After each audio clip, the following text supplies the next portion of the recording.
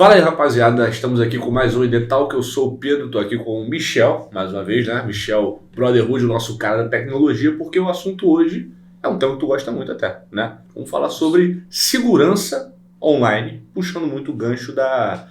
né? Se vocês estão ligados, né, no noticiário, vocês vão saber que o Banco Central, né, foi alvo de um ataque hacker a uma empresa que prestava serviços, principalmente em relação à tecnologia do Pix e tal. Eu não vou entrar nos detalhes técnicos, mas ainda estão apurando os valores, né? Estima-se que tenha perdido aí em torno de, a partir de 400 milhões de reais extraviados de contas reservas, que chamam, né? Contas substitutas.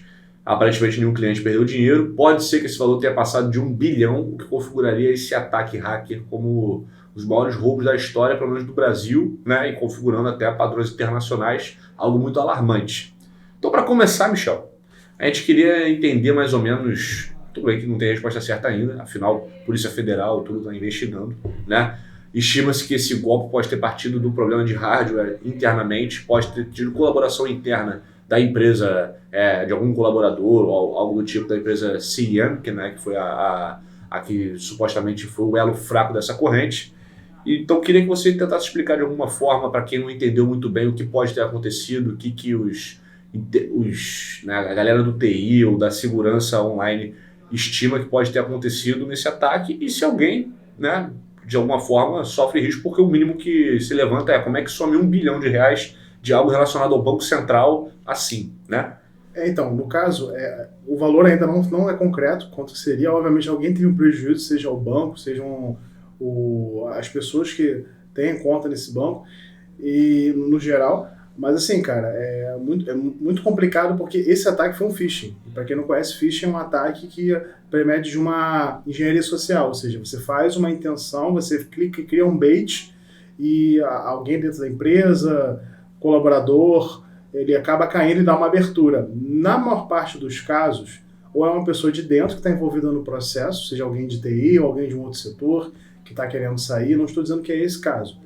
Ou então é alguém, ou então só a segurança, que é muito ruim. Mas como está falando de uma coisa do Banco Central, não é qualquer coisa, ou acredita-se, especula-se supostamente que existe alguém de dentro que deu uma abertura por e-mail, que teve uma brecha de segurança, tá? Seja intencionalmente ou não intencionalmente, cujo já era avisado por esse grupo, por essa pessoa. Que não especula-se que foi um hacker, mas tem outras pessoas também envolvidas no processo.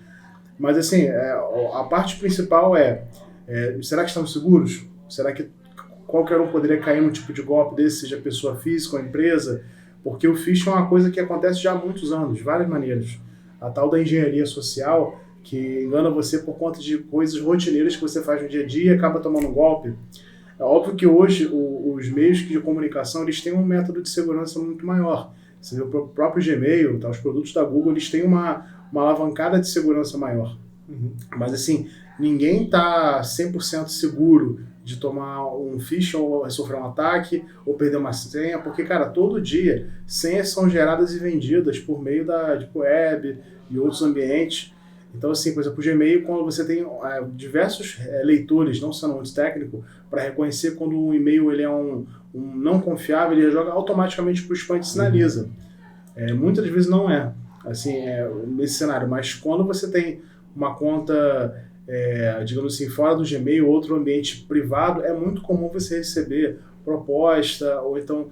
Isso são ataques de phishing de uma pessoa ou várias com um grupo que ficam tentando atirar para atingir alguém. Até em e-mails corporativos, às vezes em empresas que estabelecem conta em servidores menores, né, por questões de custo. Para quem não sabe, até phishing, né, a origem inglesa é literalmente pesca, né, cara? Você bota uma isca. É o bait. Literalmente. O bait seria a isca, a pessoa morde a isca e cai num golpe. Normalmente é um e-mail disfarçado, um SMS. E aí isso causa até uma... Porra, você para e pensa, né? A empresa em questão existe desde 1999, desde 2001 ela é filiada ao Banco Central para operar com esse tipo de tecnologia. Segundo a revista Valor, né, a matéria que a Valor publicou, ela foi uma empresa consultada pelo próprio Banco Central para poder desenvolver o Pix. Então não é uma empresa qualquer. E aí você cai naquela dúvida, né? Até que ponto a tua empresa pode se estabelecer segura online? E aí eu passo essa bola para você, porque eu sei que isso por exemplo, o cara quer criar uma empresa hoje. Estabelecer o sistema de segurança. Eu já ouvi dizer muito, por exemplo, que antivírus depois de passar uns anos, se tornou uma espécie de inutilidade. Não sei se isso é verdade ou não, mas para quem está começando a estruturar uma empresa, você já pode até dar a cartada. Vale a pena investir em serviços de antivírus? Então, porque você foi numa outra esfera. A gente está falando do primeiro tema, que é o Banco Central, que é uma coisa assim, quilométrica de dados, informações, de senhas. Então, assim, o nível de defesa normalmente tem que ser maior. Só que se você dá uma brecha em qualquer lugar que seja, a pessoa que está mal intencionada, o hacker, que já conhece muitas das vezes as ferramentas para poder acessar tal coisa. Você tem um e-mail empresarial. O e-mail empresarial ele não tem um protocolo de segurança, não tem criptografia, não tem várias das regras que são exigentes. Cara, ele vai conseguir ter uma abertura. E é uma coisa muito simples, é como se fosse uma cúpula. Quando alguém de dentro dá uma abertura para alguém de fora, a pessoa que está de fora ela pode fazer o que ela quiser com recursos de fora para dentro. Então esse é mais ou menos o conceito. Então, cara, aí de outra esfera, cara, de uma esfera menor. O antivírus, ele não é 100% certeza de segurança, tá? Porque você tem que fazer alguns processos. Então, por exemplo, não usar as mesmas senhas, tentar colocar uma senha com não muito sempre parecido, usar um gerenciador de senhas, evitar ficar salvando em grupo de WhatsApp privado ou então em seu bloco de notas, assim, dá o nível de dificuldade, que você tenha um passozinho de dificuldade para acessar essas senhas, que já são 2, 3 passos para uma pessoa de fora. Então, por exemplo, muito legal você usar um gerenciador de senhas, tipo a Bitwarden, que é muito boa, e salvar todas as suas senhas de maneira criptografada. Porque isso facilita você, muitas das vezes, você só vai copiar e colar, e lá você não precisa ficar expondo, digitando a sua senha.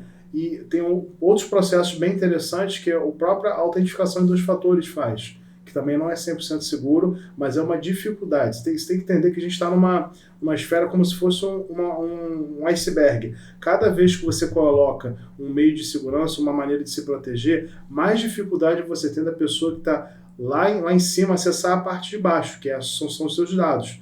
Então, favorece. Então, como eu sempre digo, cara, a pessoa que quer realmente fazer uma besteira, que quer roubar dados, quer ter acesso a teu banco, tudo isso, ela ou é alguma coisa direcionada ou é randômica. Não necessariamente o cara vai direto a você. O interesse é sempre a empresa, porque o quê? Agrega muito mais valor. E os caras eles sempre usam o método de jogar para uma conta cripto ou conta com o nome de pessoas que faleceram, existem brechas aí, já é outro assunto. E, cara, conta de criptomoeda, usando com tecnologia blockchain, cara, é uma das maneiras mais seguras de se fazer esse tipo de processo. A coisa que antigamente era de outras maneiras que o pessoal criava, que era até a brincadeira do abrir a conta na Suíça para receber dinheiro dos outros. Isso é como se fosse paraíso fiscal. Mas então, cara, o antivírus assim, é um conceito essencial quando for o cenário de empresa. O ideal é que você tenha um antivírus para empresas, porque você tem recursos que são utilizados no antivírus que para a pessoa física não é usado. Normalmente, quando a empresa ela tem servidor, é essencial que ela tenha antivírus para o servidor. Por quê? Os dados que estão no servidor precisam ser resguardados, tem que ter criptografia de ponta, você tem que ter protocolos de backup. Então, por exemplo, deu uma merda lá, pegou fogo.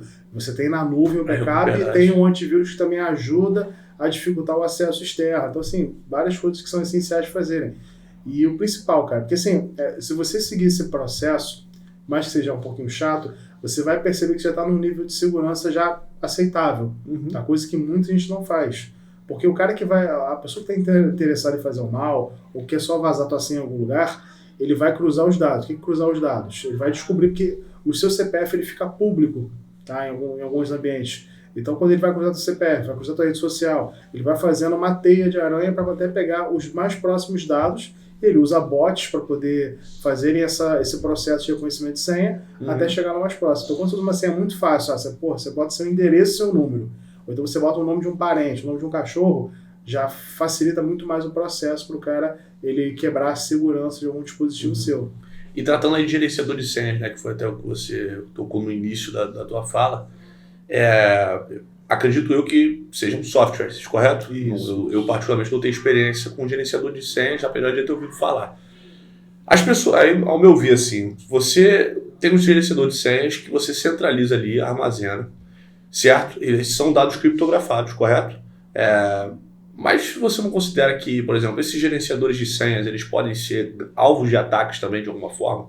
Cara, sim, não, porque assim, quando você coloca a sua senha no gerenciador, ele pode ser um alvo de ataque, mas até chegar na tua senha, não sendo muito técnico, até chegar na esfera onde a sua senha está, o hacker, a pessoa mal intencionada, ela tem que passar por muitas camadas até chegar ali. Então você tem, as grandes empresas, tem, o autentificador do Google também, que é muito bom. Então, o cara para hackear o Google, para poder fazer, ele entra naquele cenário dele ter uma abertura interna para fazer isso. E tem que passar por várias camadas até chegar lá, entendeu? Então, existe uma possibilidade que é uma técnica chamada Pegasus, que o pessoal consegue fazer pelo seu próprio celular e na sua usabilidade do celular fazer você dar a senha para ele. Entendeu? Quando você utiliza, você recentemente desbloqueou ou não coloca uma linha de desbloqueio no gerenciador de senhas, ele já vai por ali. Ou seja, você deu uma abertura para ele. Que doideira. E, aí volta a pensar até em outra hipótese, né? A internet hoje ela é muito, assim, existe a segurança com o passar do tempo. Golpes já foram mais fáceis de serem aplicados no início da internet.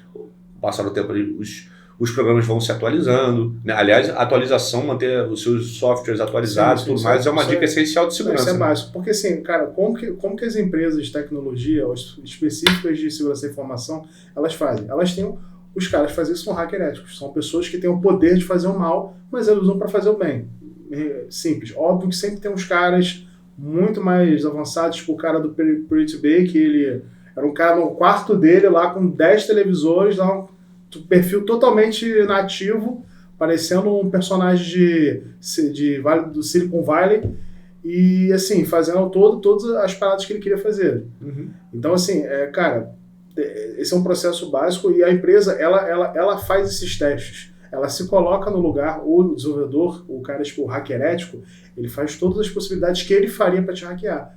Então, assim, ele implementa os processos com técnicas ou recursos que a própria empresa está disposta a investir, está disposta a se colocar. Então, uma empresa específica de segurança da informação, ela vai lá direto para quais são as principais práticas, entendeu? Quais são as coisas mais básicas que uma empresa ou um grupo hacker está acostumado a fazer. Então, é assim que funciona.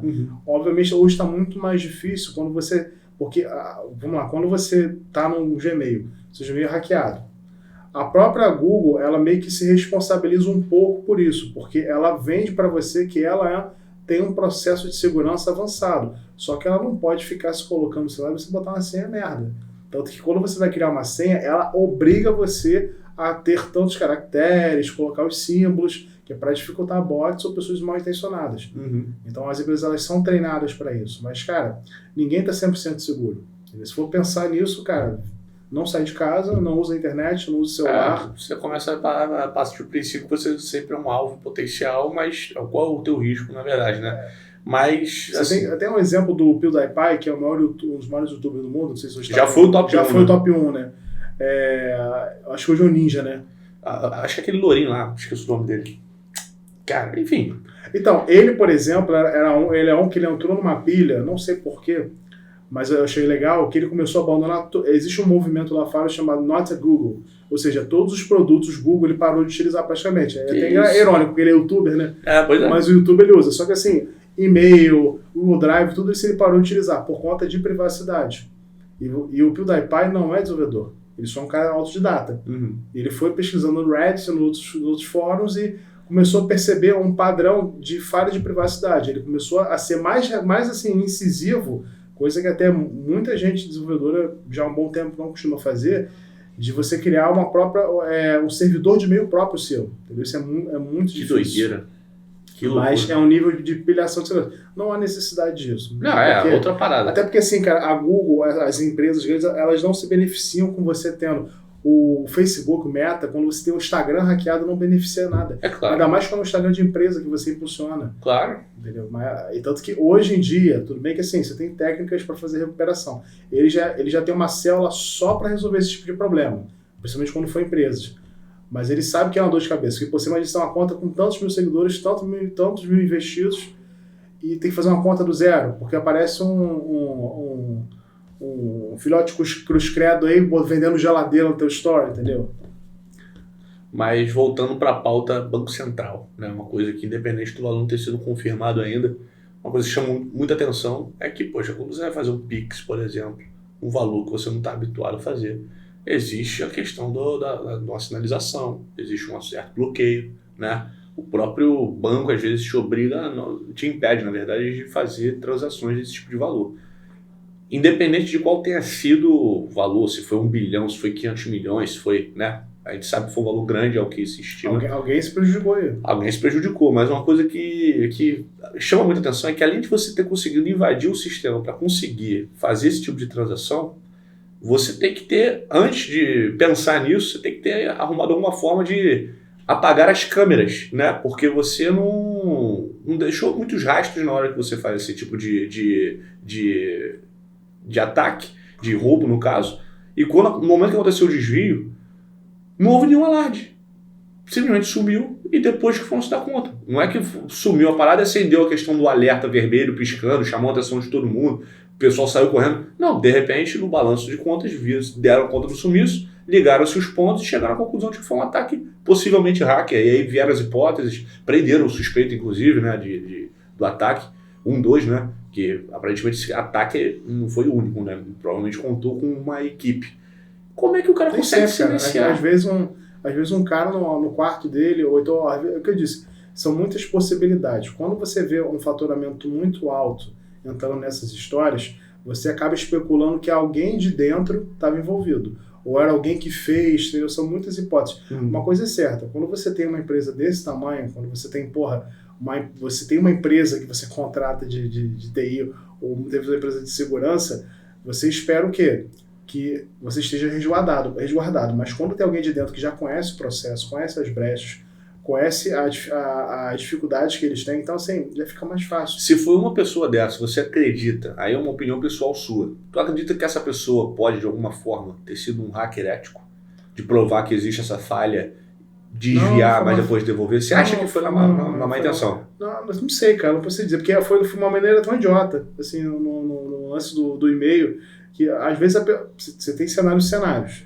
Eu não vou querer entrar em Black Mirror aqui, mas você tem o cenário da pessoa que digamos hipoteticamente, que seja uma pessoa que não seja da área, mas conheça algumas dificuldades lá. Então, assim, ele deu uma abertura através do e-mail, ou usou um pendrive que alguém possa ter dado para ela, para espetar num servidor.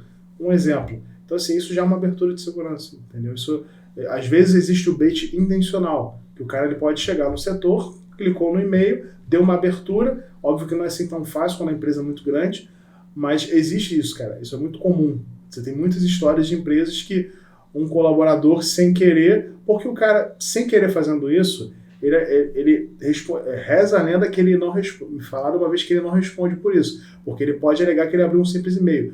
E a empresa que cobra. Então, se o cara, digamos que ele pega um processo desse, já fez um acordo com a gente, fala, tá, me dá 1 milhão aí, sabe, me dá tanto, e eu faço isso, eu vou só tomar o justa causa, se você mandar ele embora, mas... Eu tô com 1 milhão, me demita. Com 200 mil, show. Não é um valor nem que eu ganho por ano, por exemplo. O cara falando isso, mas é muito comum isso acontecer, só que que é muito bizarro.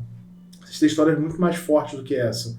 Então, você consegue lembrar, assim, de algum caso de algum desvio, não essa magnitude, pelo menos não aqui no Brasil, mas algum caso hacker que pudesse burlar um pouco essa preocupação bancária que te chama a atenção assim?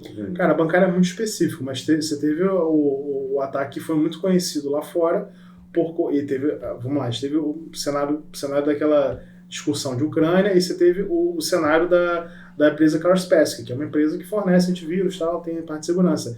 Então, existiam alguns boatos de que essa empresa, por ser na Alemanha, ela estava tendo algumas vendas de dados por conta de um cenário político e tal. Então você tinha muito burburinho nisso, e muitas pessoas cancelaram os seus planos por conta de ideais políticos, entendeu? Sendo que é uma empresa de segurança, ela tem uma obrigação a fornecer. Só que você entra numa deixa que é o seguinte, a Kaspersky é uma empresa famosa. Você tem muitas empresas que têm conta empresarial na Kaspersky. Se você entrar nessa teoria, você vê que são muitos dados que são vinculados, são repassados. Por mais que no contrato deles, quando você aceita, ele sinaliza que os dados, ele é obrigado a sinalizar, porque lá fora também tem uma LGPD, que os dados são armazenados de maneira segura. Tanto que eles usam o DDoS, que é uma maneira de você restringir o acesso a dados de maneira externa. Uhum. Então, assim, rolou um burburinho por conta de várias esferas. Assim, eu não duvido que possa acontecer isso, tá? Não duvido, porque você tem muito cenário político que envolve. Porque existe aquela parte da Deep Web que você espera de tudo. Que tanto que existem os forchans. Então, assim, eu não duvido. Tanto que muita gente não sabe, aquele grupo Anonymous, eles foram criados para combater a cientologia, cara. Aquela religião maluca, cientologia. Eles foram criados para poder bater de frente com a cientologia. Depois eles começaram a ficar mais famosos. Depois virou um pouquinho modinha. Muita gente se dizendo anônimo sem ser também. O cara é Anonymous e usa a senha com o nome do cachorro, tá ligado? Mas voltando para a esfera aqui, para o mundo real e ambiente corporativo, né? Fugindo um pouco dessa... A gente sabe que, pô, independente de ter sido alguém interno, uma equipe grande ou não, isso aí foi um plano, no mínimo, bem elaborado para se chegar até onde, né? Não foi um leigo qualquer que conseguiu fazer essa mobilização, até porque, eu tinha até puxado a conversa, é que chama muita atenção o cara ter conseguido desativar o sistema de alerta, né? Ele conseguiu fazer essas movimentações sem emitir sinais e só depois que já foi feita a questão botarem a falta. Então, isso é o que está exposto. A gente não sabe como é que está o por trás das câmeras. Não sabe quem de fato foi prejudicado. Muitas esferas podem acontecer, e argumentativas. Como você teve aqui no Brasil, você teve aquele roubo gigantesco naquela loja, que eu esqueci o nome, que a mídia divulgou que foi 1 bilhão, a loja nem tinha esse faturamento, estava 1 bilhão de prejuízo e perderam todos os dados. Aí os caras, para recuperarem no backup todos os dados, uma loja de departamentos, que eu esqueci o nome, como se fosse lojas americanas. Cara, para você recuperar um volume de dados de uma loja americanas, que tem várias e-commerce, cara, é difícil pra cacete. Pô. Você tem um trabalho gigantesco. Então, assim, o prejuízo para eles é muito... Tá falando de valores absurdos. É muito menor você pagar, você negociar com os hackers, fazer uma limpeza e aproveitar de backup, do que ficar esperando a equipe de desenvolvimento ficar resolvendo. Então, é muito mais rápido. Porque, cara, o impacto já sai na mídia, bateu no maior veículo de massa do Brasil, que é a Globo, já era, meu irmão. Todo mundo vai criar desconfiança. E é justamente nesse tema que eu queria entrar. Que é, por exemplo, a pessoa lê isso, né? O que é pessoa comum, né? Que às vezes nem se dá o trabalho de olhar muito a matéria, já acha que realmente roubou 1 bilhão do Banco Central e é isso. Hackearam o Banco Central, roubaram 1 bilhão do cofre e é isso. Com certeza muita gente já está imaginando que seja essa a questão. Não imagina que foi uma empresa que está associada, que não se chegaram à conclusão ainda do valor. Muita coisa que acontece. Enfim, mas no senso comum, uma pessoa normal, que não tem muito conhecimento de tecnologia, olha para isso e fica no mínimo assustada. Pô, será que é seguro fazer Pix? Será que é seguro eu manter minha conta de qualquer banco no meu celular? Será que eu estou muito exposto? Para esse tipo de pessoa comum, agora fugindo do aspecto corporativo, para a pessoa pessoal mesmo, as pessoas devem se sentir seguras na hora de fazer um Pix. Qual é uma dica de segurança? Pô, repetir senha de banco? É seguro manter a senha? Como eu posso manter o meu banco mais seguro no meu celular? Existem algumas etapas que pessoas comuns podem cumprir? Cara, assim, porque assim, não precisa ser especialista em tecnologia, tá? Quando você usa o seu banco, ele normalmente te dá algumas esferas de segurança, como tem bancos que exigem que você use o token para poder fazer o processo de transferência, Pix. Cara, a questão de senha é o básico, é você não usar sempre a mesma senha, tentar dificultar o acesso. O próprio banco ele te exige uma senha grande, dependendo qual for o banco, ele ainda pede uma outra verificação, seja por digital, ou porque quando você vai perceber que a maioria das empresas hoje, eles começaram esse conceito por causa de fintech. Qual que é o conceito? Sempre quando você faz a conta, ele te força a fazer a verificação com a inteligência artificial da sua face, da gesticulação. Algumas empresas pedem até sua voz. Entendeu? Que isso é uma maneira de segurança relativamente mais certa, entendeu? Porque quando der alguma merda, ela consegue consultar esse tipo de aparato dentro de um servidor. Mas sim, cara, senha é essencial. Você tem uma conta uma conta na Nubank, a Nubank ela tem vários processos de segurança, mas ela não é isenta de ter algum tipo, por mais que ela invista bastante em segurança da informação. Só que, por exemplo, você tem o cartão do Nubank. Conheço uma pessoa que volta e meia o cartão dela é clonado. Mas qual que é a questão? Quando você sofre um problema desses, o banco tem que te ajudar, o banco tem que dar todo o respaldo, porque a culpa não é sua, entendeu? Quando isso acontece. A segurança do cartão pertence à instituição. Por exemplo, você faz um Pix, a pessoa, na verdade, é uma pessoa que quer te sacanear. O banco, ele tem que te orientar, porque quando o Pix você faz errado, a pessoa juridicamente obrigada a devolver. Se ela devolver, ela responde por várias esferas, como se fosse um furto, vamos dizer assim. E a pior coisa que você pode fazer é agendamento de Pix. Fuja de agendamento de Pix. Isso é uma das maiores furadas que existe, daí muita gente faz golpe com isso. Tanto que foi índice de reclamação em sites como de compra, como tipo Mercado Livre, os vendedores que negociavam no privado para fazer agendamento de Pix. Então o cara agendava, pagava e assumia.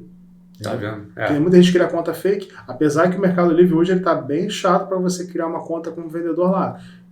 Porque o Mercado Livre ele passou por um processo de aí é um assunto que não vale nem a pena entrar, né? Mas é porque o Mercado Livre tinha muito uma fama de se institucionar como uma Amazon brasileira, né? Então teve que aumentar a tua credibilidade. O Mercado Livre ele tenta ser respaldado da seguinte forma: além de colocar esses métodos, criar um mercado pago que funciona, ele faz uma coisa chamada reputação de vendedor. Ele coloca lá uma reputação para você ver o que o cara fez, como que ele se porta, as avaliações que ele dá, como que ele responde as coisas.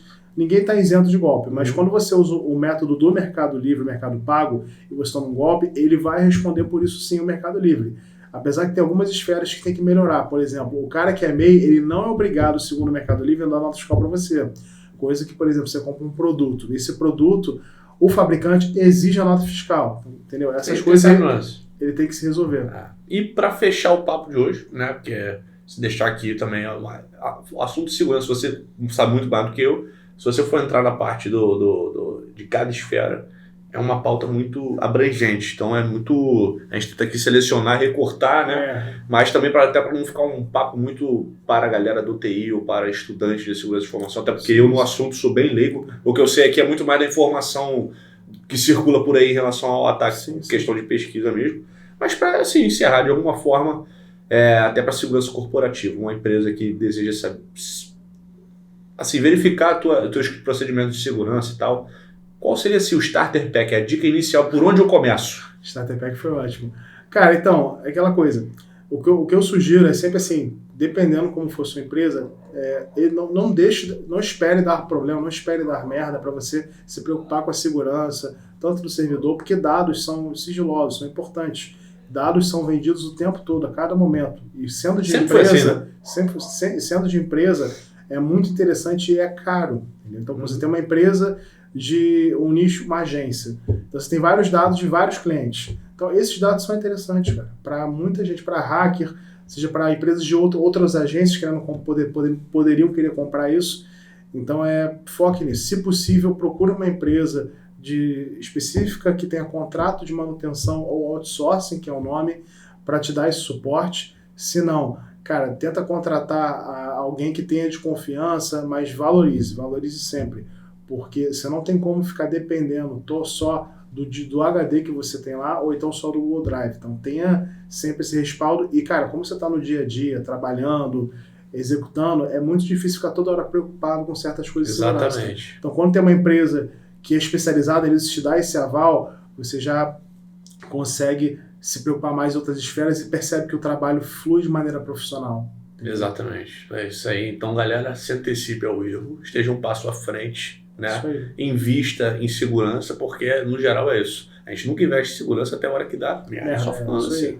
Então, galera, vamos ficando por aqui, vamos ficar, né, de olho também o que vai se resolver, porque pouco se sabe ainda desse caso, então até o momento que você está vendo esse vídeo, novas resoluções provavelmente já vão ter saído, a polícia está investigando, não é que já está investigado, quem foi preso hoje foi um suspeito, não tem como nem comprovar o que ele fez, se é que agiu sozinho. Então, galera, inscreva-se aí no nosso canal, deixe seu like, então tamo junto, valeu, até semana que vem.